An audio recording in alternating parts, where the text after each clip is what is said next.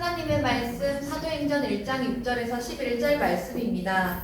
그들이 모였을 때에 예수께 여쭈어 이르되 주께서 이스라엘 나라를 회복하심이 이때니이까 하니 이르시되 때와 시기는 아버지께서 자기의 권한에 두셨으니 너희가 알 바 아니요 오직 성령이 너희에게 임하시면 너희가 권능을 받고 예루살렘과 온 유대와 사마리아와 땅끝까지 이르러 내 증인이 되리라 하시니라.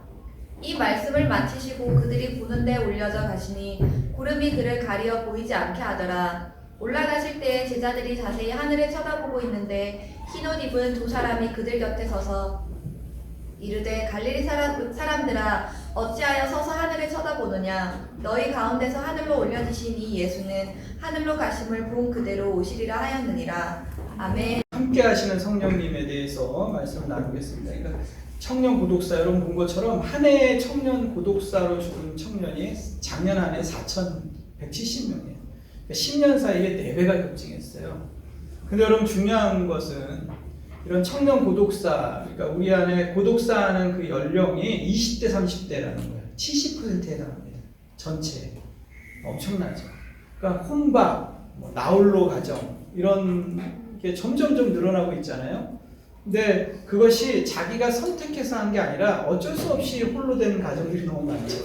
그러니까 직장에서 갑자기 다니던 직장에서 해고가 됐다든지, 아르바이트를 했는데 실직했다든지, 여러 가지로 갑자기 위기를 만난 거예요. 그래서 홀로 되어서 아무도 모르게 이제 혼자 지내다가 세상에 나 혼자밖에 없구나, 이런 생각을 하게 되는 거예요. 근데 누구한테 마음 터놓고 얘기할 친구도 없고, 대화할 상대도 없고, 누구한테 급한데 돈 좀 빌려달라고 할 사람조차도 없는 거예요. 그렇게 정말로 한참 꿈을 펼치고 창조적 삶을 살고 비전을 펼쳐야 될 그 나이에 사회 초년생인데 꿈도 펼치지 못하고 그 꿈을 산산이 부숴버리고 결국은 극단적인 선택을 하는 청년들이 많다는 거예요. 우리의 사회의 문제고 우리가 심각하게 생각해 봐야 될 문제입니다. 이런 청년 고독사에 이를 때 드는 생각이 뭐냐면 세상에 나는 혼자구나. 근데 이 나 혼자인데 이 혼자밖에 없는 내가 나를 지킬 힘이 없는 거예요. 그랬을 때 극도의 우울감을 느낍니다. 사람이. 고독감을 느끼고 그냥 너저분하게 방바닥에 늘어져 있는 쓰레기가 마치 자신처럼 느껴지는 거예요. 그러면서 극단적인 선택을 하는 거죠. 더군다나 이 청년들은요, 이렇게 극단적인 선택을 하고 난 이후에도 발견이 되지 않는데요. 그러니까 심지어는 5개월, 6개월, 그 이후에 이게 우연히 발견되는 거예요. 죽어서도 무용고 처리가 되는 거예요. 슬프죠. 근데 이런 것들을 보면서 정말로 많이 가슴이 아파요. 지난 코로나19로 인해서 더 많아졌어요. 상대적 박탈감이 더 커졌죠. 경제가 부강하고 정말로 우리나라가 잘 사는 나라로 이렇게 진입하면 진입할수록 상대적 박탈감은 더 커지고 그걸 갖다가 재난불균형이라고 그러더라고요. 그러니까 있는 사람보다 없는 사람이 타격이 더 심한 거예요. 그러니까 회사를 그만두고 실직당한 사람들을 조사해 보니까 경제적 취약계층이 훨씬 많다는 거예요. 이런 사람들이 내몰린 거죠. 여러분 생각해 보십시오. 상대적 박탈감. 여러분 느껴본 적 있으세요? 이러한 시대 가운데 우리가 살아가는데 하나님을 떠난 인간들은 하나님을 떠나자 하나님이 온 세상에 창조주세요. 하나님을 떠나자 인간이 어떻게 됐어요? 극도의 고독감을 느끼기 시작했어요. 상실감, 패배감을 모든 인간들은 경험합니다. 여러분 하나님께서 우리의 모든 것이에요. 하나님이 없으면 우리가 존재할 수 있어요? 없어요. 왜냐하면 하나님이 있기 때문에, 하나님이 존재하시기 때문에 우리가 존재하거든요. 하나님을 떠난 인간은요, 이 고독감, 우울감으로부터 벗어날 수가 없어요. 실패감으로부터 벗어날 수가 없어요. 근데 사단은 인간이 가진 이 고독과 우울을 가지고 놀죠. 끌고 다닙니다. 이리저리 끌고 다니다 결국은 인생이 패배로, 실패로, 사망으로 끝나는 인생이 되고야 마는 거예요. 이것이 인간이 가지는 한계고 비극입니다. 여러분, 우리 누구나 여기서 벗어날 수가 없어요. 누구나 겪는 거예요. 자다가 아침에 밤에 문득 그런 생각 들지 않아요? 마치 인생이 다람쥐 쳇바퀴 도는 것 같은 느낌, 허무하다는 느낌. 그렇죠. 사단이 깊이 우리 안에 들어와서 또 역사합니다. 그런데 여러분, 성경은 뭐라고 증언하냐면 이렇게 선포해요. 로마서 8장 1절 2절에 그러므로 이제 예수 안에 있는 자에게는 결코 정죄함이 없나니 이는 그리스도 예수 안에 있는 생명의 성령의 법이 죄와 사망의 법에서 너를 해방하였느니라. 이것이 성경의 선포예요. 여기 이것을 간단하게 말하면 뭐죠? 인간이 가지고 있는 모든 불행을 한 번에 해결할 수 있는 분이 누구라고요? 예수 그리스도. 예수님이 이 땅에 오신 이유는 뭐라고요? 이 죽음과 사망의 문제를 해결하기 위해서 오셨다. 이렇게 얘기합니다. 인간이 가지는 이 극도의 불안함, 고독함, 이 실패감과 상실감을, 이 사망을, 다시 말하면 사망이죠. 이 죽음의 문제를 누가 해결한다고요? 예수님입니다.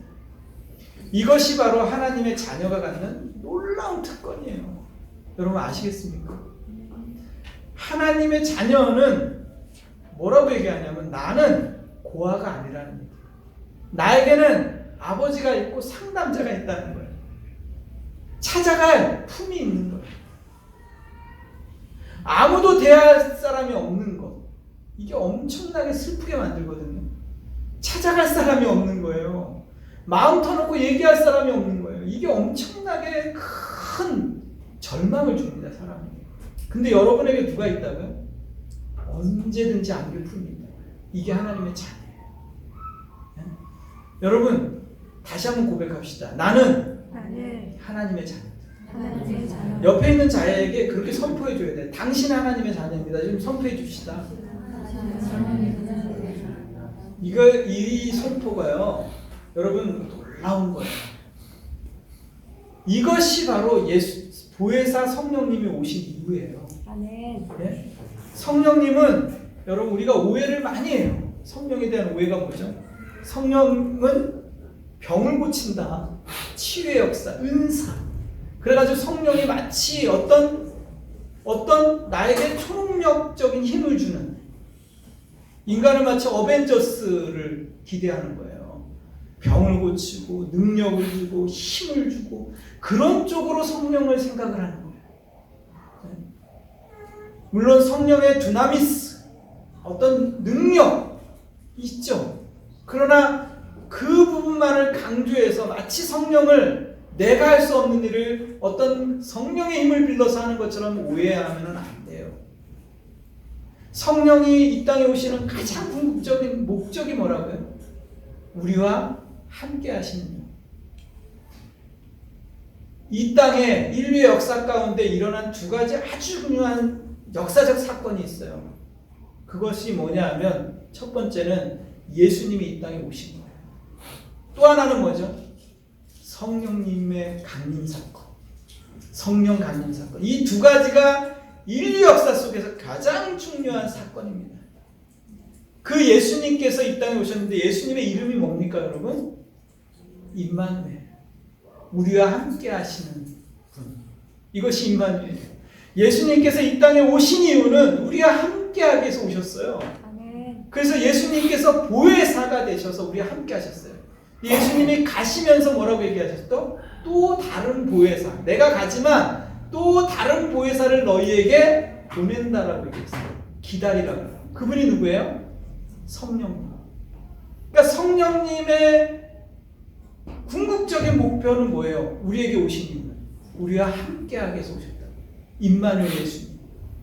우리와 함께 하셨던 것처럼 보혜사라는 것은 상담자라는 것, 조력자, 우리를 돕는 자, 위로자, 함께하는 영으로 오신 거예요. 성령님이 오신 이유를 아시겠어요?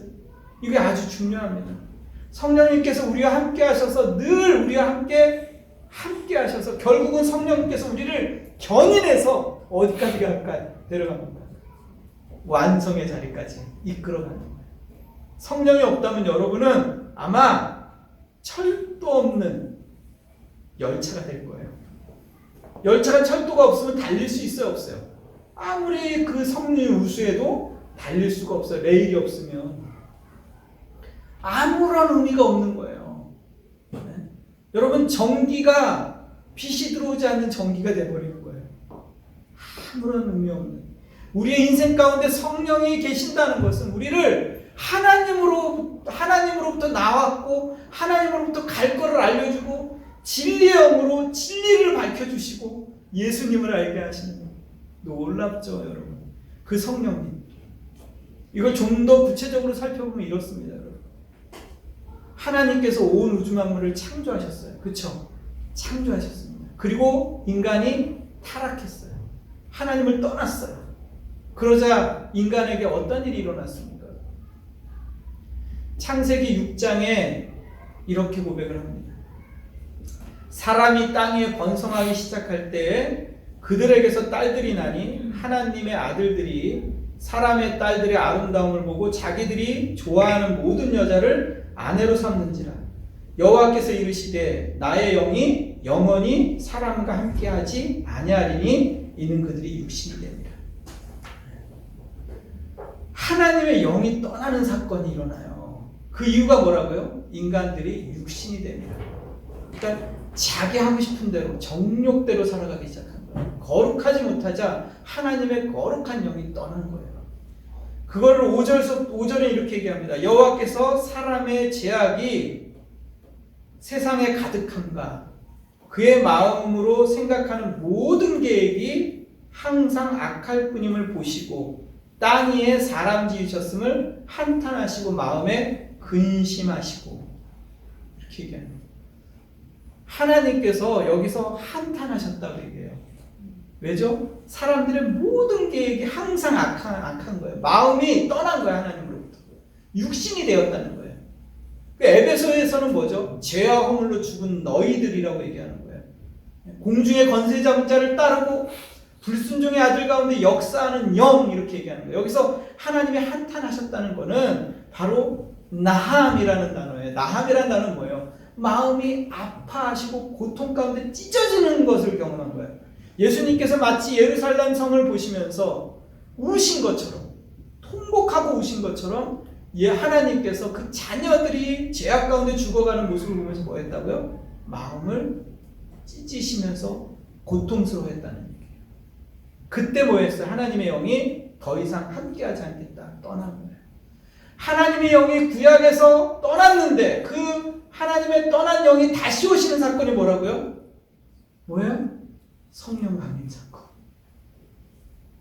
내가 너희와 함께합니다. 성령님께서 오신 이유를 아시겠어요?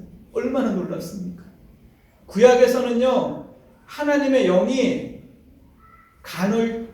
계속적으로 영구적으로 임하는 게 아니라 때에 따라서 임해요. 다윗에게 기름 부으시고 사울을 왕으로 세울 때 임하시고 사무엘에게 영에게 감동되게 하시고.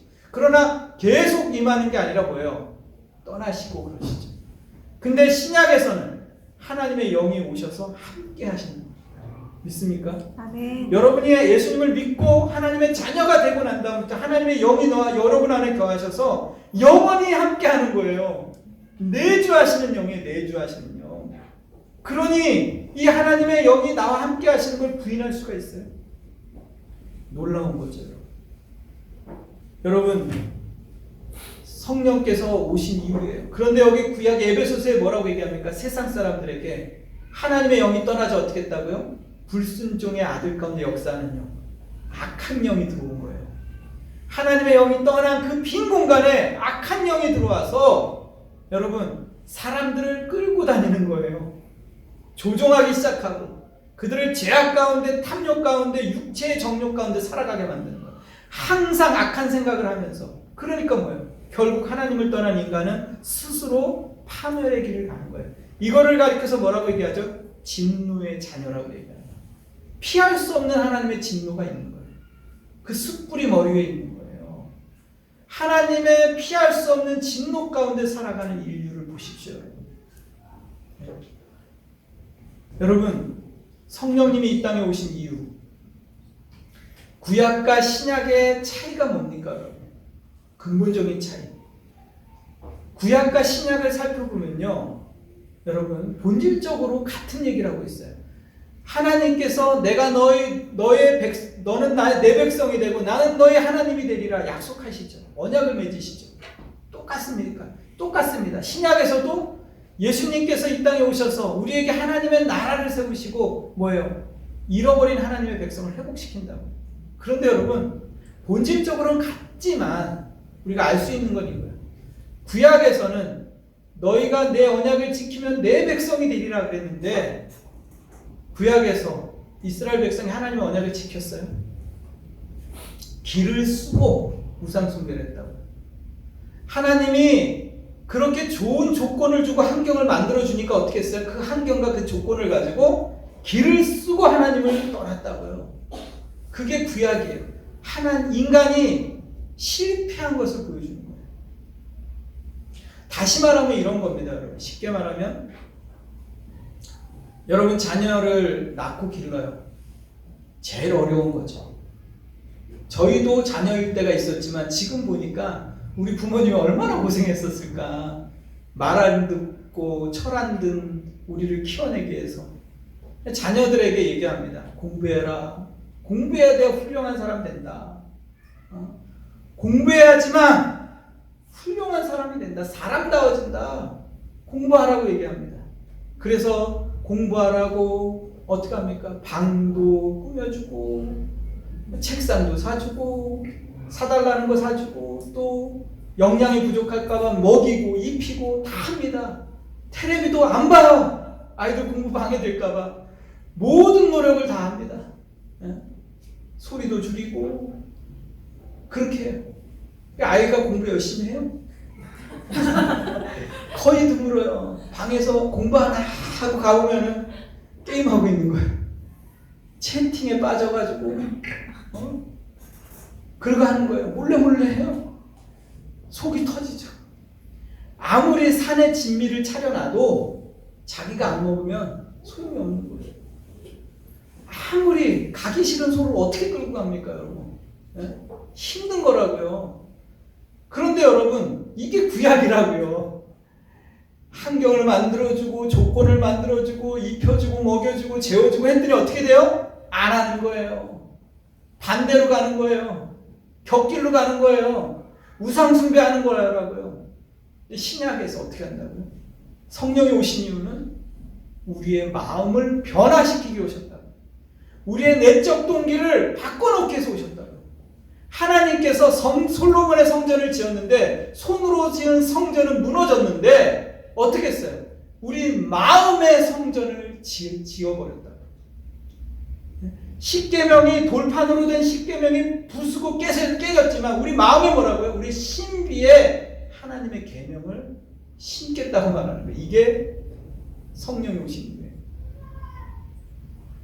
공부하지 않은 아이가 갑자기 정신을 차린 거예요. 자신의 미래를 생각하기 시작하는 거예요. 막 공부하기 시작하는 거예요. 밤새서 공부하기 시작하고 공부의 목적을 깨닫기 시작한 거예요. 그런 철든 아이가 있다고 생각해 보세요. 막 공부를 하는 거예요. 자지 말라는 막 잠을 안 자고 공부하고 문제지를 풀기 시작하고 막 이러는 거 알아서 하기 시작하고. 그런 아이들을 이길 수 있어요? 가끔 나오는데 여러분 억지로 공부하는 아이들 100시간 공부하는 것보다 그런 아이들 2시간 공부하는 거 훨씬 많이 합니다. 자기가 하고 싶어서 자발적으로 하는 아이를 못 이긴다고요. 무슨 말 하는지 아시겠어요? 신약이 그런 거예요. 우리의 동기와 우리의 내적인 변화를 가져온 거예요. 구약에서 실패했는데 이 실패한 우리 인간에게 하나님께서 성령을 부으신 거예요. 예수님이 부활하시고 승천하시고 성령을 기다리라고 했단 말이에요. 제자들이 어떻게 했어요?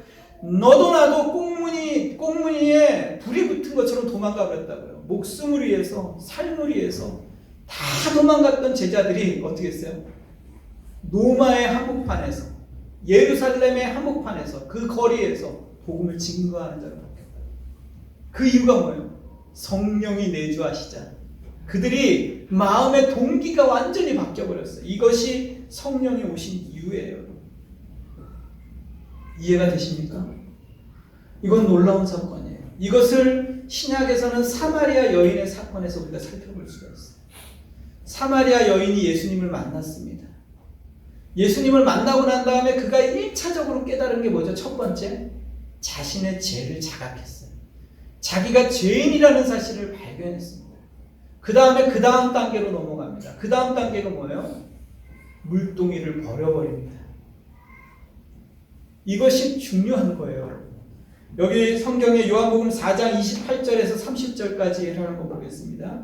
여자가 물동이를 버려두고 동네로 들어가서 사람들에게 이르되 내가 행한 모든 일을 내게 말한 사람을 와서 보라. 이는 그리스도가 아니냐 하니 그들이 동네에서 나와 예수께로 오더라. 물동이를 버려버려요. 여러분, 인생은요, 성령을 받아요. 예수님을 만나면요, 자신의 죄를 자각합니다. 자신의 죄를 자각하는 것으로 끝나지 않아요. 구원받는 것으로 끝나지 않는다고요. 그 다음 단계로 뭐로 넘어간다고요? 물동이를 버리는 단계가 있어요.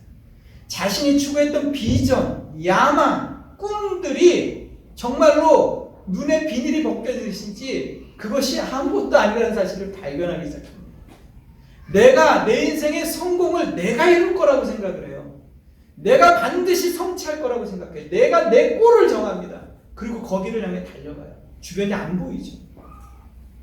근데 여러분, 하나님을 만나면 일어나는 사건이 뭔지 아세요? 성령을 받으면요, 보이기 시작하는 거예요. 보이지 않던 것들이 보이기 시작해요. 내가 추구하는 야망이 내 인생에 있어서 전부가 아니라는 사실을 발견해요.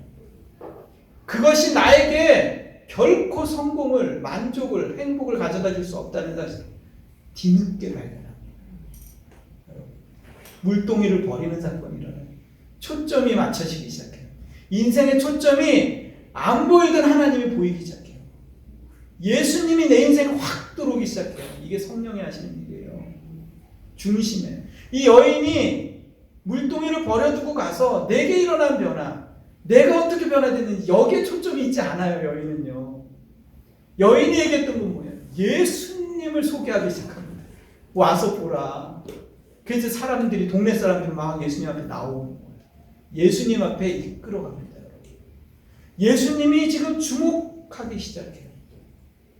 여러분, 사이비 종교와 기독교의 구체적인 아주 근본적인 다름이 어디에 있습니까? 사이비 종교의 발을 한번 디뎌놓잖아요. 그러면 들여놓자마자 그 사람들이 가지고 있는 생각은 다른 사람들을 전도해서 데려와야 된다. 그런 마음이 자동적으로 생깁니다. 그들은요, 사이비 종교에 발을 들여놓자마자 뭘 받냐면요, 여러분, 어떤 시스템 안에 들어가요. 그래서 교육을 받기 시작합니다. 전도 교육을 받아요. 계속적으로. 교세 확장하는 거에 의해서. 그래서 앵무새처럼 교육을 받습니다. 성경 말씀을 어떤 특정한 부분을 외웁니다. 계속 반복적으로 외우고 반복적인 교육을 받죠. 그게 다 뭐죠? 기계적이라는 얘기예요. 기계적이라는 얘기. 앵무새처럼 말을 하죠. 똑같습니다. 기계 찍어내듯이. 녹음기 틀어내듯이 10사람이 10사람, 100사람이 100사람 똑같은 얘기를 합니다. 그래서 그 사람들에게 다른 성경 구절을 드러내거나 그들이 외우지 않은 것을 얘기하면 어떻게 돼요? 당황하죠. 깜짝 놀라죠. 말이 틀어지기 시작합니다. 그런 것처럼 그들이 가지고 있는 건 뭐냐면 기계적이에요. 그렇게 하는 이유가 뭐죠? 그들은 육욕적이고 정욕적이에요. 자신의 교세를 확장하는 거에 관심이 있는 거예요. 생명에는 관심이 없어요. 어떻게 해서라도 교세를 늘리려고 하는 이유는 뭐예요? 자신의 교세를 확장함으로 인해서 육적인 욕망을 채우게 한 거죠. 그런데 여기 사마리아 여인이 교육을 받았습니까? 훈련을 받았어요? 아니에요. 마음의 동기가 바뀌어버린 거예요. 자발적인 행동을 하는 거예요. 자발적으로. 그냥 물동이를 버리고 달려가서 내가 마신 생수 저들도 마시게 해야 된다, 이 생각을 가진 거예요. 생수의 강이 그 배에서 터져나오기 시작하는 거예요. 이게 기독교예요, 여러분. 기독교는요, 강요해서 로봇처럼 시스템적으로 기계적으로 움직이지 않아요, 여러분.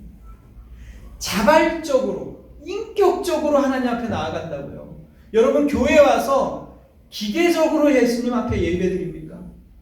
여러분, 어제 기도 안 했다고 하나님을 혼내요? 그러지 않아요. 어제 여러분 빼먹었어도 하나님이 국률한 마음으로 여러분 기다립니다. 여러분 범죄하고 넘어지고 쓰러졌다고 해서 책망합니까? 안타까운 마음으로 여러분을 찾으십니다. 하나님이 찾아왔어요, 우리를. 우리가 찾아간 게 아니야, 하나님을요. 우리가 죄인 되었을 때 하나님이 찾아온 것이 바로 기독교예요. 신이 임마누엘 하신 거예요. 우리는 가망이 없어요. 구약에서 가망 없다는 걸 우리가 배웠어요. 우리의 끝을 봤다고요. 고독을 봤다고요. 그때 하나님이 우리를 찾아오신 거예요. 이것이 임마누엘 사건이에요. 이것이 성령의 사건이라고요. 내가 간 것이 아니라 하나님 편에서 나는 깨달을 수도 없고 알 수도 없고 느낄 수도 없어요. 뻗어봐야 뻗칠 수도 없어요. 우리는 그냥 고독하게 벽에 갇혀서 아무런 소망 없이 생명을 끊어낼 수밖에 없는 그런 존재였다고요. 그런 우리를 찾아오신 거예요. 네. 다가오신 거예요. 이것이 임마누엘 사건이에요. 성령께서 오셔서 하시는 일이에요. 사마리아 여인죠. 우리에게 마음의 동기를, 내적 동기를 바꿔놓은 거예요. 성경이 이렇게 얘기합니다. 빌립보서 2장에 너희 안에서 행하시는 이는 누구라고요? 하나님이시니 자기의 기쁘신 뜻을 위하여 너희에게 소원을 두고 행하게 하시나니. 뭐라고 얘기합니까? 너희 안에서, 우리 안에 거하시는 분, 성령을 얘기하는 거죠. 우리 안에서 행하시는 이는 하나님이라고 선포하는 거예요. 하나님이 어디에 있어요? 여러분의 마음속에 오신 거예요. 성전 삼으신 거예요. 자기의 뜻, 자기의 계획, 자기의 목적을 위해서 너희에게 소원을 두고 행하시게 하신다. 그러니까 이제는 우리의 마음에 변화를 가지고 온 거예요. 숨길 수가 없죠. 여러분이 여러분의 환경을 뺏어간다고 해서 그걸 부인할 수가 있어요? 여러분이 어려움을 만나고 고난을 당하고, 여러분 만약에 회사에서 승진이 안 됐어요. 잘렸어요. 잘 나가던 회사가 망해버렸어요. 그렇다고 하나님 부인할 수 있어요? 가난해졌어요. 건강이 사라져버렸어요. 그렇다고 해서 내가 부인할 수 있어요? 세상 사람들은 그럴 수 있어요. 환난을 주고 어려움을 주고 오히려 떠나요. 원망하고. 근데 기독교인들의 특징은 뭔지, 하나님의 자녀의 특징은 뭔지 알아요? 그러면 부인할 것 같아요. 그거 뺏어가면 하나님 저주할 것 같은데 오히려 더 신앙이 단단해져요. 신비롭죠. 이게 하나님의 자녀의 특징이에요, 여러분. 그렇게 해도 내가 부인할 수 없는 거예요. 왜? 내 안에 성령이 내 마음을 바꿔놨기 때문에 그래요.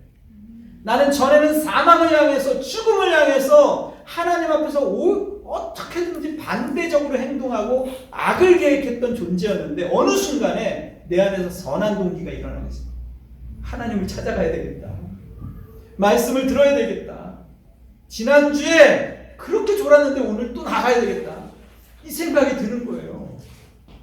어떻게 그 마음이 듭니까? 신기하지 않습니까? 여러분? 내가 나를 생각해도 신기하지 않아요? 여러분이 이 자리에 앉아있는 것이 기적이에요. 누가 그 마음을 줬냐고요? 여러분 돈을 줍니까 여기서? 돈을 내잖아요. 왜 그 마음을 줬죠? 하나님이, 성령이 여러분에게 동기를 부여해요. 이것이 여러분을 견인해 간다고요. 완성의 자리까지. 이게 사도행전이에요. 이 제자들이 나도 다 도망갔단 말이야. 나 살자고. 근데 이 제자들이 다시 온 거예요. 이게 성령의 역사예요. 결론적으로 세상은요, 마음을 돌이키지 않습니다. 회개하지 않아요. 그러나 하나님의 자녀의 특징은 뭐라고요? 마음을 돌이킵니다. 회개한다. 그것을 우리가 요즘에 통독하고 있는, 묵상하고 있는 요한계시록에서 이렇게 얘기합니다. 예수님의 재림 전에 일어날 사건을 얘기하면서 이 땅에 하나님의 심판, 재앙, 하나님의 진노의 불이 떨어져요. 너 어떻게 하나 보십시오. 사람들의 반응이. 16장 8절. 넷째 천사가 그 대접을 해에 쏟음에 해가 권세를 받아 불로 사람들을 태우니 사람들의 크게 태워진지라. 이 재앙들을 행하는 권세를 가지신 하나님의 이름을 비방하며 또 회개하지 아니하고 주께 영광을 돌리지 아니하노라. 해가 권세를 받아 불로 사람들을 태우는 그것이 뭔지는 우린 잘 몰라요. 그러나 이것이 엄청난 마지막 때 일어날 일들이라는 걸 우리가 알아요. 그렇죠? 상징적인 부분이 있는 거니까 이 부분은. 그때 어떻게 한다고 사람들이 그 재앙을 만나자 하나님을 비방하기 시작해요. 회개하지 아니하고 주께 영광 돌리지 않아요. 계속적으로 이렇게 얘기합니다. 10절에 보면 반복적으로 나옵니다. 또 다섯째 천사가 그 대접을 짐승의 왕자에 쏟으니 그 나라가 곧 어두워지며 사람들이 아파서 자기 혀를 깨물고 아픈 것과 종기로 말미암아 하늘의 하나님을 비방하고 그들의 행위를 회개하지 않아요. 이것이 계속 요한복음 계시록에서 반복해요. 혀를 깨물고 얼마나 고통스러운지 종기가 나자 그 전염병이 돌자 사람들이 혀를 깨물고 죽어가기 시작해요. 아파하기 시작해요. 그랬을 때 그들이 어떻게 했다고요? 하나님을 비방하기 시작해요. 행위를 회개하지 않아요. 계속 반복됩니다. 여러분 지금 세상에 일어나는 일과 똑같아요. 예수님의 재림 전에 일어나는 사건입니다. 여러분 하나님의 자녀들은요 재앙을 만나면 어떻게 하는 줄 아세요? 서렌더랍니다. 항복하기 시작해요. 무릎을 꿇고 회개하고 돌이킵니다. 이것이 하나님의 자녀의 특징이에요. 여러분 고난 가운데 있으십니까? 아픔 가운데 있으세요? 여러분 무릎을 꿇으십시오. 하나님 앞에 항복하셔야 돼요. 하나님과 싸워서 이길 사람이 없습니다. 하나님 온 천하의 만물의 주인 되세요. 인간이 머리를 빳빳하게 쳐들면 그 머리를 부러뜨립니다. 고개를 쳐들지 마십시오. 무릎 꿇으셔야 돼요. 여러분 성령께서 우리에게 하시는 일이 그거예요. 겸손케 하는, 자신의 죄악을 깨닫고 자신의 무릎을 굽히는 거예요. 인간들은 교만해서 자기를 자랑합니다. 자기를 높입니다. 자기를 드러냅니다. 자기를 나타내는 것을 좋아해요. 하나님이 그 교만을 깨트리십니다. 초점이 바뀌기 시작해. 성령이 오시면 나 중심에서 하나님 중심으로 바뀌기 시작해요. 바뀌기 시작해요. 성령께서 오셔서 합니다. 여러분 역사의 눈을 가지시기 바랍니다. 지금 이 역사가 마지막을 향해서 가고 있어요. 예수님의 재림에 맞춰져 있다고. 여러분 보세요. 여러분 하나님께서 천지를 창조하셨어요. 지나갔어요. 네? 노아의 홍수도 지나갔어요. 그리고 어떻게 됐습니까? 여러분? 구약을 지나서 예수님께서 약속하신 예수님께서 이 땅에 오셨어요. 메시아가. 그리고 그분이 부활하시고 승천하셨다고요. 그리고 약속한 성령이 오셨단 말이에요. 그 다음에 지금 어디에 와 있어요? 거의 10분 전에 와 있다고. 10분 전에. 지금 내가 시한부 종말론을 얘기하는 게 아니에요. 영적인 시각을 가지고 이 역사의 흐름을 보시라고요. 지금 어디 와 있어요? 성령 강림도 지나갔잖아요. 지금 어디에 와 있냐고요. 마지막 종착점에 와 있다. 근데 우리는 아직도 구약에서 헤매고 있어요. 아직도 개가 자기가 토한 것을 다시 먹는 것처럼 늘 하나님의 자녀들이 일어나셔야죠. 그리고 여러분 영적으로 성장하셔야죠. 여러분이 구원받는 것으로 끝나는 것이 아니라고요. 여러분은 완성을 향해서 가는 거예요. 하나님께서는 마지막 종말, 이 세상의 마지막을 향해서 지금 가고 있는데 우리는 저기 멀리서 있는 거예요. 여러분의 시각을 바꾸셔야 돼요. 요한계시록 18장에 예수님께서 마지막 이 땅에 재림하시기 전에 일어나는 사건에서 이렇게 얘기합니다. 그러므로 하루 동안의 그 재앙들이 이르리니 곧 사망과 애통함과 흉년이라. 그가 또한 불에 사라지르니 그를 심판하시는 주 하나님은 강하신 자심이라. 하나님이 주권을 가지고 세상에 심판하시기 시작해요. 그럴 때 어떻게 됩니까? 땅의 상인들이 그를 위하여 울고 애통하는 것은 다시 그들의 상품을 사는 자가 없음이라. 그 상품은 뭐예요? 금, 은, 보석, 진주, 세마포, 자주 옷감, 비단, 붉은 옷감, 각종 향목, 각종 상아그릇, 각종 나무, 구리, 철, 대리석, 계피, 향료, 유황, 포도주, 감람류, 고운 밀가루, 밀, 소, 양, 말, 수레, 종들, 사람의 영혼들이라. 사람의 영혼들도 살고 팔고. 여러분 거길 주목하셔야 돼요. 이게 다 뭘 얘기하는 거죠? 뒤에 선장과 각처를 다니는 성객들과 선원들과 바다에서 일하는 자들이 멀리 서서 그가 불타는 연기를 보고 외쳐 이르되 이 큰 성과 같은 성이 어디 있느냐 하며 티끌을 자기 머리에 뿌리고 울며 외통하며 외쳐 이르되 하이또다 하이또다 이 큰 성이여 바다에서 배 부르는 모든 자들이 너의 보배로운 상품으로 치부하였더니 한 시간에 망하였도다. 여러분 여기서 말하는 게 뭐예요? 여기서 말하는 게 우리가 자랑하는 그 모든 테크놀로지를 얘기하는 거예요. 무역, 상업, 철강, 조선업, 항공업, 의류, 산업 이 모든 비즈니스를 얘기하는 거예요. 이게 어떻게 됐다고요? 이 경제가 한순간에 망했다 얘기하는 거예요. 우리가 자랑했던 그 모든 과학 문명이 한순간에 끝나버리는 거죠. 얘기하는 거예요.